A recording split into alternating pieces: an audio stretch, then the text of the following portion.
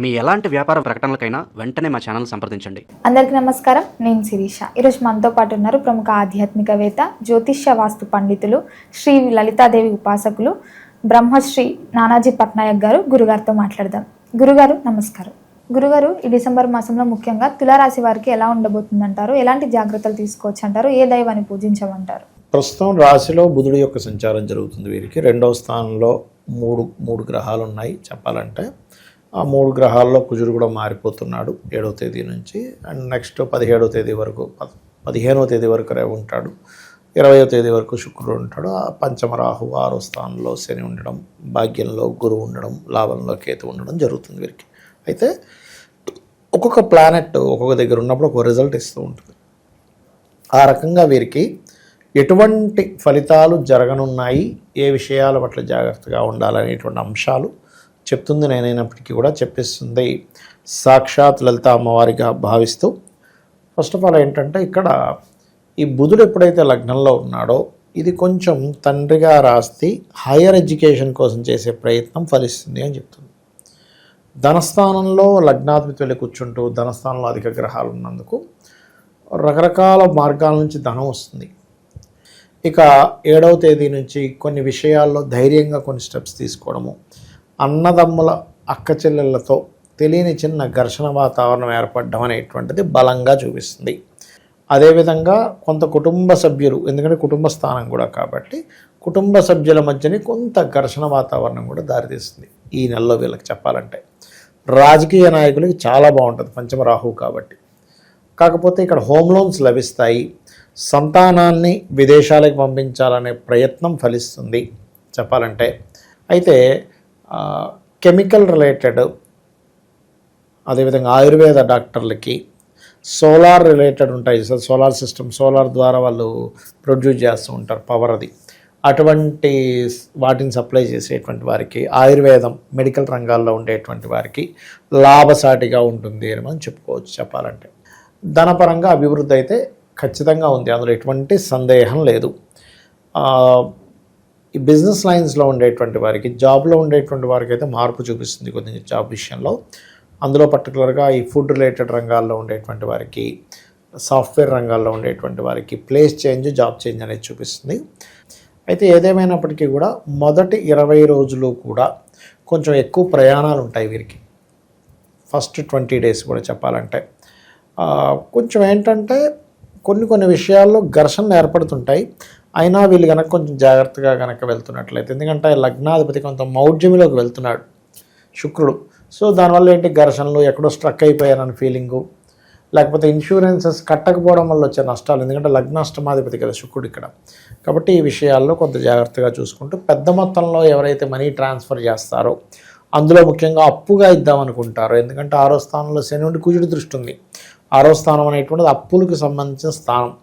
3వ స్థానంలో కుజుడు ఉంటూ 6వ స్థానంలో ఉండే వాటిని చూడడం వల్ల ఏమవుతుంటుందంటే, అప్పు ఇవ్వడం ద్వారానే అనవసరంగా మళ్ళీ గొడవలు. కాబట్టి వీలైనంత మటుకు అప్పులు ఇవ్వకుండా ఉండడమే మంచిది, గుర్తుపెట్టుకోండి.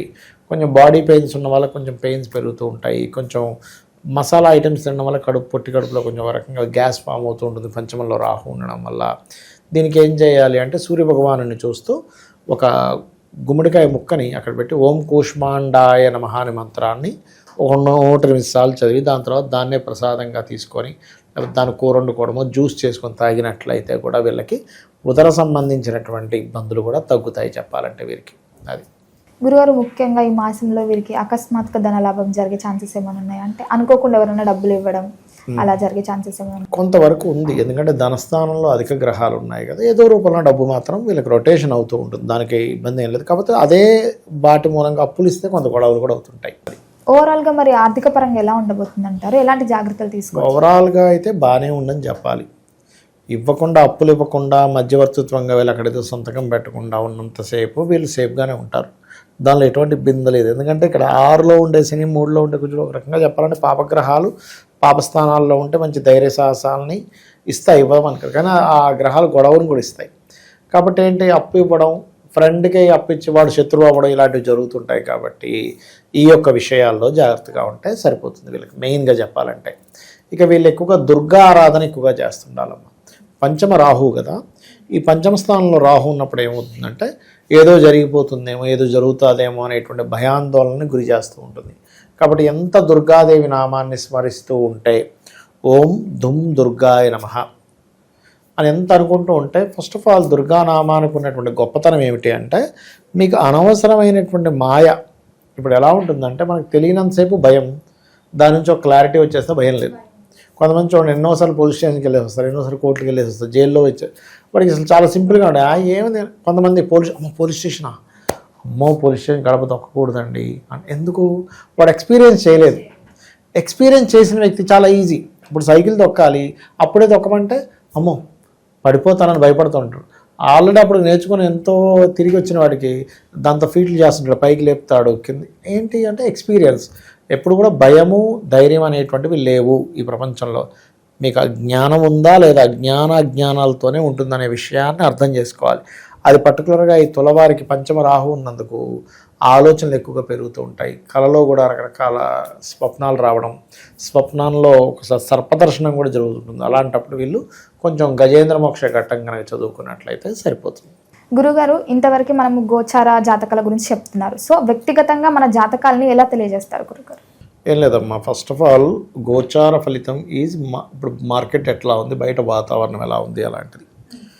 పర్సనల్ చార్ట్ ఈజ్ మనము కంప్లీట్గా ఈ జీవుడు. ఇప్పుడు ఎగ్జాంపుల్ ఇక్కడ నుంచి నేను ఒక అమీర్పేట వెళ్ళాలి, ఆటోలో వెళ్ళొచ్చు, కారులో వెళ్ళొచ్చు, మెట్రోలో వెళ్ళొచ్చు, ట్రైన్లో వెళ్ళొచ్చు, ఉదాహరణ చెప్తున్నా. రకరకాల మార్గాల ద్వారా వెళ్తా, బైక్ మీద వెళ్తా.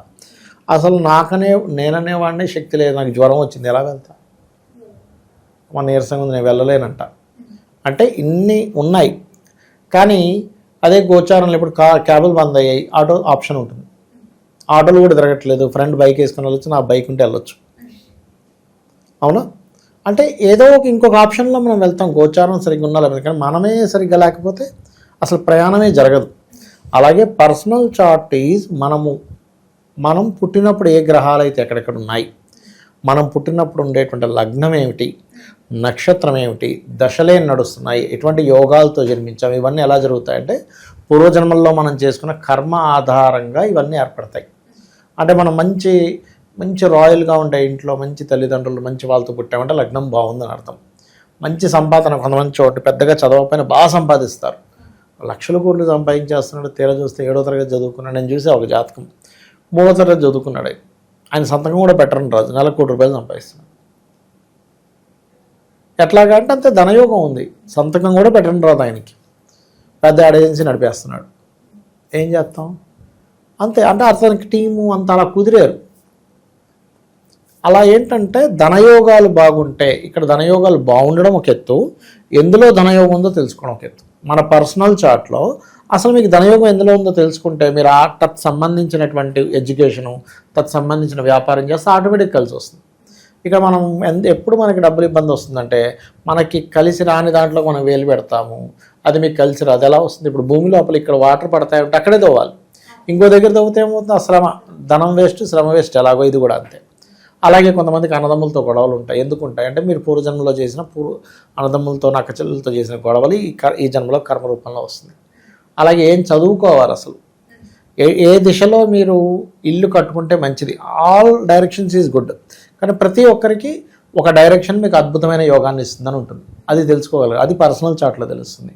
అలాగే సంతానం అభివృద్ధి అవ్వాలంటే ఏం చేయాలి, సంతానం ఎందుకు లేట్ అవుతున్నారు, ఎలాంటి సంతానం పొందుతారో మీరు ఇప్పటికిప్పుడు జాతకం ఇస్తే ఎవరిదైనా, నాకు తెలియదు, మీ ఫోన్లో ఏదో ఒక నెంబర్ ర్యాండమ్గా తీసుకోండి. ఇప్పుడు మీరు ఫోన్ ఓపెన్ చేసి ఆయన్ని ఒక ర్యాండమ్గా కొడితే వాళ్ళ సంతానం గురించి ఇప్పుడు చెప్పచ్చు. ఎలా ఉంటారు, అమాయకంగా ఉంటారా, లేకపోతే స్పిరిచువల్గా ఉంటారా, అగ్రెసివ్గా ఉంటారా, ఫ్యామిలీని వదిలిపెట్టి ఉండడానికి ఇష్టపడతారా, ఫ్యామిలీతో ఉండడానికి ఇష్టపడతారా, అన్నీ తెలుస్తాయి. అట్లా సంతాన అభివృద్ధికి ఏం చేయాలి, అసలు ఎప్పుడు వివాహం చేసుకుంటే మంచిది. ఇప్పుడు చాలామంది మ్యారేజ్ మ్యాచింగ్స్ చూసామండి కానీ డివోర్స్లు అయిపోతున్నాయి అంటాం కదా. కారణం ఏమిటి అంటే వాళ్ళు కేవలం మ్యాచింగ్స్ చూస్తారు, కానీ వాళ్ళకి సరైన సమయమా కాదో చూడరు. This is right time or not. ఇప్పుడు IAS exams, IPS, civils exams start అయింది, నేను వెళ్ళిపోయి రాస్తానంటే ఎట్లా? నేను ఫస్ట్ ప్రిపేర్ అవ్వాలిగా. నేను ప్రిపేర్ అవ్వకుండా వెళ్ళిపోయి రాసేసి నేను ఫెయిల్ అయ్యాను, ఇదంతా చీటింగు, అసలు వాడు ఎంత దిద్దుతున్నాడు ఏంటో అంటే నేను ఫస్ట్ ప్రిపేర్ అయ్యి వెళ్ళాలా. అట్లాగే వీళ్ళకి వివాహ యోగం నడుస్తున్న సమయంలో వెళ్ళరు, చేసుకోరు. వివాహం నడవని సమయంలో వివాహం చేసుకోవడము, మంచి ముహూర్తం పెట్టుకున్నాం, మ్యాచింగ్ చూసాం, 36కి 18 వచ్చేసి అయినా కానీ ఎందుకు విడిపోయారు అర్థం కావట్లేదు అని బాధపడుతూ ఉంటాం. అదేవిధంగా బిజినెస్ కానివ్వండి, జాబ్ కానివ్వండి, ఇన్వెస్ట్మెంట్స్ కానివ్వండి, విదేశాలకు వెళ్ళే యోగం కానివ్వండి, లైఫ్లో వచ్చేటువంటి అప్ అండ్ డౌన్స్ కానివ్వండి, ఇవన్నీ మన పర్సనల్ చార్ట్లో తెలుస్తాయి. సరే నాకు జాతకం లేదు, ఏమీ లేదు, నేను సింపుల్గా ఒకటే చెప్తా, మీరు నిత్యము ఉదయం సాయంత్రం అమ్మవారి ఆరాధన చేయండి, లలితా సహస్రనామాలు చదువుకొని అమ్మవారి మీద పూర్తి నమ్మకం పెట్టుకొని, అమ్మ నా పని నేను ధర్మంగా చేసుకుంటూ వెళ్ళిపోతాను, నీదే బాధ్యత అనుకుంటే వెళ్ళిపోతాను, ఆవిడ అన్నీ చూసుకుంటుంది, నీకేమీ తెలియదు అనుకుంటే. తెలుసు కొద్ది గొప్ప శాస్త్రపరంగా ఏం తెలుసుకుందని ముందుకెళ్తున్నాం, ఈ హెల్ప్ తీసుకోవచ్చు. అట్లా గురుగారు ఓవరాల్గా తెలియని విషయాలు ఎన్నో తెలియజేసినందుకు ధన్యవాదాలు. శ్రీమాత్రే నమః.